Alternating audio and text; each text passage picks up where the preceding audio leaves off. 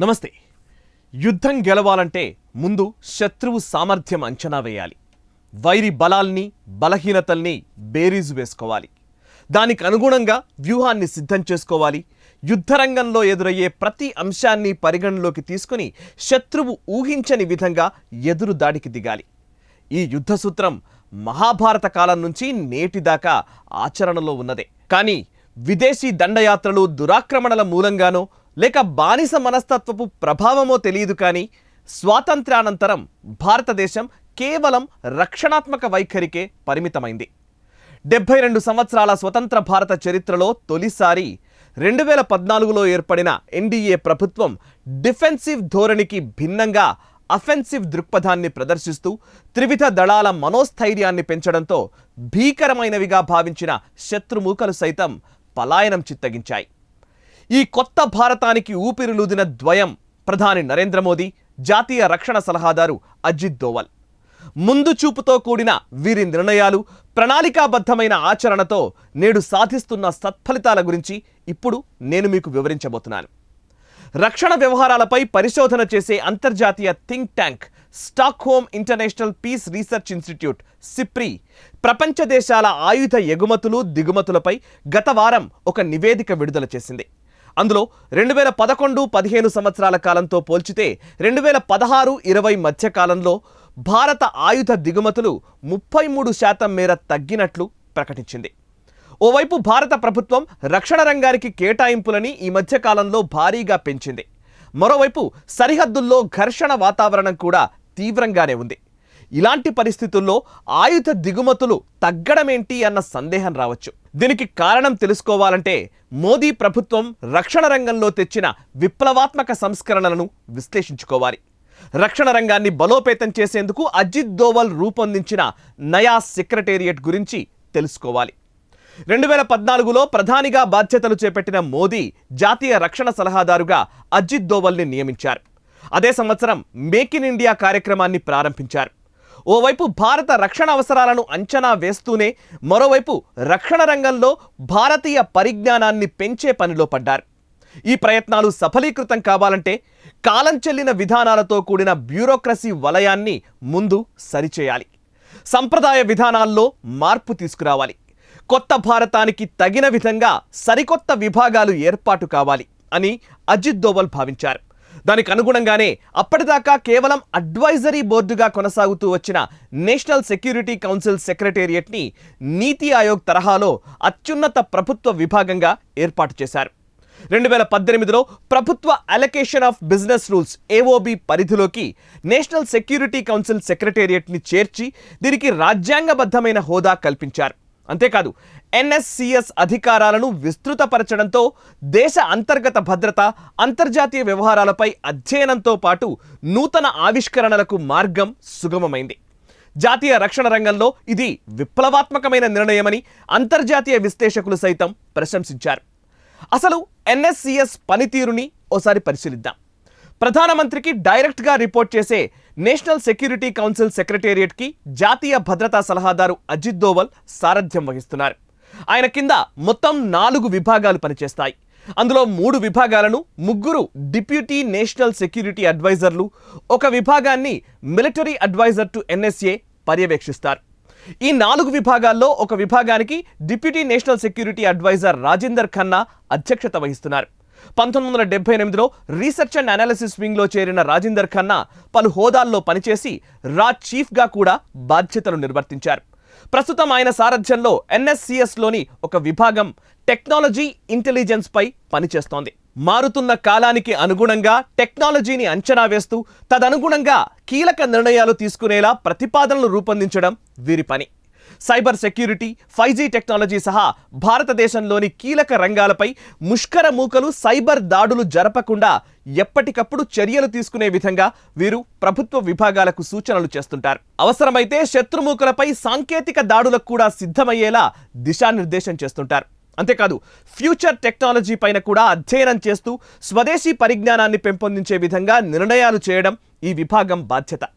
ఇక ఎన్ఎస్సిఎస్లోని మరో విభాగాన్ని deputy NSA Pankaj Sharan lead చేస్తున్నారు. 1982 బ్యాచ్ ఐఎఫ్ఎస్ అధికారి అయిన పంకజ్ శరణ్ 2007-2012 మధ్య కాలంలో అప్పటి ప్రధాని కార్యాలయ సంయుక్త కార్యదర్శిగా పనిచేశారు.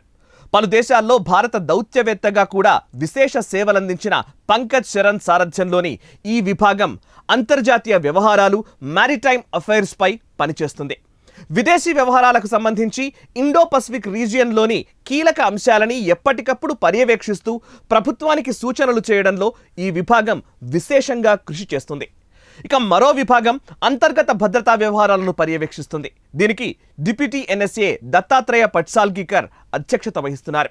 1982 బ్యాచ్కి చెందిన మహారాష్ట్ర క్యాడర్ ఐపీఎస్ అధికారి దత్తాత్రేయ గతంలో భారత ఇంటెలిజెన్స్ బ్యూరో అధికారిగా, ముంబై కమిషనర్గా, మహారాష్ట్ర డీజీపీగా పనిచేసిన ఆయన 2019లో డిప్యూటీ ఎన్ఎస్ఏగా బాధ్యతలు చేపట్టారు.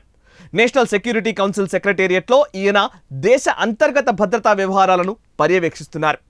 ఈ విభాగం పాలసీ ప్లానింగ్, కౌంటర్ టెర్రరిజం, సరిహద్దుల్లోని సమస్యలు, చైనా సహా పలు శత్రు దేశాల విచ్ఛిన్నకర కుట్రలపై పనిచేస్తోంది. అంతర్గత సమస్యల పరిష్కారానికై ప్రధానికి నివేదికలు సమర్పించడమే కాదు, ఆయా కేంద్ర ప్రభుత్వ విభాగాలను అప్రమత్తం చేస్తూ రాష్ట్ర ప్రభుత్వాలకు దిశానిర్దేశం చేస్తుంది. ఇక జాతీయ భద్రతా కౌన్సిల్ సెక్రటేరియట్లోని మరో కీలక విభాగం మిలిటరీ అడ్వైజర్ టు ఎన్ఎస్ఏ సారథ్యంలో పనిచేస్తుంది. కార్గిల్ యుద్ధంలో భారత్ విజయం సాధించడంలో కీలక పాత్ర వహించిన రిటైర్డ్ లెఫ్టినెంట్ జనరల్ విజీ ఖండారే ఎన్ఎస్సిఎస్లోని ఈ విభాగానికి అధ్యక్షత వహిస్తున్నారు. ఈ విభాగం సరిహద్దుల్లో శత్రు సైన్యాలకు ధీటుగా వ్యూహరచన చేయడంలో, ఇరుగు పొరుగు దేశాలతో సంబంధాలు నెరపడంలో, మిలిటరీ భవిష్యత్ అవసరాలను అంచనా వేస్తూ సాంకేతికంగా బలోపేతం చేయడంలో కృషి చేస్తుంది. మొత్తంగా దేశ ప్రయోజనాల దృష్ట్యా ప్రస్తుత సమస్యలకు పరిష్కారం చూపుతూ భవిష్యత్ ప్రణాళికలు సిద్ధం చేసే విధంగా Ajit Doval national security council సెక్రటేరియట్ని పటిష్టపరిచారు. ఒక్క సైనిక బలగాలకు మాత్రమే కాకుండా అంతర్గత భద్రతా విభాగాలకు, సైబర్ డిఫెన్స్ ఏజెన్సీస్కి, స్పేస్ ఏజెన్సీకి, డిఆర్డీఓ, ఇస్రో లాంటి భారత విజ్ఞాన పరిశోధనా సంస్థలకి అనుసంధానిస్తూ రెస్పాన్సివ్గా వ్యవహరించే విధంగా అజిత్ దోవల్ సారథ్యంలోని ఎన్ఎస్సిఎస్ దిశానిర్దేశం చేస్తోంది. రక్షణ రంగంలో భారత దిగుమతులు తగ్గడానికి అజిత్ దోవల్ సారథ్యంలోని ఈ ఎన్ఎస్సిఎస్కి అసలు ఏంటి సంబంధం? ఇప్పుడు చూద్దాం. 2014లో మోదీ తొలిసారి ప్రధానిగా బాధ్యతలు చేపట్టాక అదే సంవత్సరం మేక్ ఇన్ ఇండియా ప్రాజెక్టుకు రూపకల్పన చేశారు.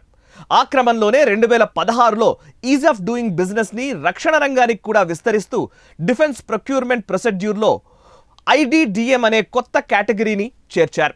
ఐడిడిఎం అంటే ఇండిజినియస్లీ డిజైన్డ్, డెవలప్డ్, మ్యానుఫ్యాక్చర్డ్ అని అర్థం. అంటే పూర్తి స్వదేశీ పరిజ్ఞానంతో తయారయ్యే ఉత్పత్తులు అన్నమాట. మేక్ ఇన్ ఇండియాలో భాగంగా భారత కంపెనీలు పూర్తి స్వదేశీ పరిజ్ఞానంతో చేసే ఉత్పత్తులను భారత సైనిక అవసరాలకు వినియోగించేలా నిర్ణయం తీసుకుంది ప్రభుత్వం. అంతేకాదు, రక్షణ రంగ సంస్కరణల్లో భాగంగా 2018లో కేంద్ర ప్రభుత్వం ఇంటర్ మినిస్టీరియల్ డిఫెన్స్ కమిటీని ఏర్పాటు చేసింది. చీఫ్ ఆఫ్ డిఫెన్స్ స్టాఫ్తో పాటు త్రివిధ దళాధిపతులు, కేంద్ర రక్షణ శాఖ, విదేశీ వ్యవహారాల శాఖ, ఆర్థిక శాఖ కార్యదర్శులు సభ్యులుగా ఉన్న ఈ కమిటీకి జాతీయ భద్రతా సలహాదారు అజిత్ దోవల్ చైర్పర్సన్గా వ్యవహరిస్తున్నారు. భారతీయ కంపెనీల్లోకి వస్తున్న విదేశీ పెట్టుబడులు, సాంకేతిక పరిజ్ఞానం విషయంలో విదేశీ జోక్యాన్ని అరికట్టడం, రక్షణ అవసరాలకు అనుగుణంగా స్వదేశీ కంపెనీల ఉత్పత్తి సామర్థ్యాన్ని పెంచే విధంగా నిర్ణయాలు చేయడం, రక్షణ రంగ ఉత్పత్తుల నాణ్యత అంతర్జాతీయ స్థాయికి తగ్గకుండా చర్యలు తీసుకోవడం ఈ కమిటీ విధుల్లో ప్రధానమైనవి. లాక్డౌన్ సమయంలో ప్రధాని మోదీ ఇచ్చిన ఆత్మనిర్భర్ భారత్ నినాదానికి అనుగుణంగా రక్షణ శాఖ ఒక కీలక ప్రకటన చేసింది. రక్షణ రంగానికి సంబంధించిన 101 ఉత్పత్తులను దిగుమతి చేసుకోవాల్సిన అవసరం లేదని, భారత్లోనే ఆ ఉత్పత్తుల తయారీ జరుగుతుందని కేంద్ర రక్షణ శాఖ మంత్రి రాజ్నాథ్ సింగ్ ప్రకటించారు. డిఫెన్స్ ప్లానింగ్ కమిటీ చేసిన సిఫార్సుల మేరకే కేంద్ర మంత్రి ఆ ప్రకటన చేశారు. ఓవైపు రక్షణ అవసరాలకు అనుగుణంగా స్వదేశీ ఉత్పాదక రంగాన్ని బలోపేతం చేస్తూనే దేశీయ కంపెనీలకు ఆర్థిక బలాన్ని చేకూర్చేందుకు విదేశీ పెట్టుబడులను 74% వరకు అనుమతిస్తూ కేంద్ర ప్రభుత్వం నిర్ణయం తీసుకుంది. కీలకమైన రక్షణ రంగంలో విదేశీ పెట్టుబడుల వల్ల భద్రతాపరమైన చిక్కులు ఎదురవ్వకుండా అజిత్ దోవల్ సారథ్యంలోని ఎన్ఎస్సిఎస్, డిఫెన్స్ ప్లానింగ్ కమిటీలు నిఘా పెడతాయి. ఒక్క రక్షణ రంగంలోనే కాకుండా దేశ భద్రతకు సంబంధించిన కీలక విభాగాలకు సంబంధించి వివిధ ఉన్నత స్థాయి కమిటీలు విదేశీ పెట్టుబడులపై నిఘా ఉంచేలా అజిత్ దోవల్ పటిష్టమైన వ్యవస్థను ఏర్పాటు చేశారు. Defence space agency, national security directive on telecommunications, defence cyber agency, ఇలా పలు సంస్థలు జాతీయ భద్రతా సలహాదారు అజిత్ దోవల్ సారథ్యంలోని నేషనల్ సెక్యూరిటీ కౌన్సిల్ సెక్రటేరియట్కు అనుసంధానంగా పనిచేస్తుంటాయి. దోవల్ చేసిన ఈ సంస్కరణల ఫలితంగా అనేక విజయాలను భారత్ నమోదు చేస్తోంది. 2018లో ఏర్పాటైన డిఫెన్స్ స్పేస్ ఏజెన్సీ అంతరిక్షంలోని శత్రుదేశపు శాటిలైట్ని క్షణాల్లో కూల్చగలిగే యాంటీ శాటిలైట్ మిజైల్ టెస్ట్ 2019లో విజయవంతంగా ప్రయోగించి ఈ ఘనత సాధించిన అమెరికా, రష్యా, చైనాల సరసన భారత్ను నిలిపింది.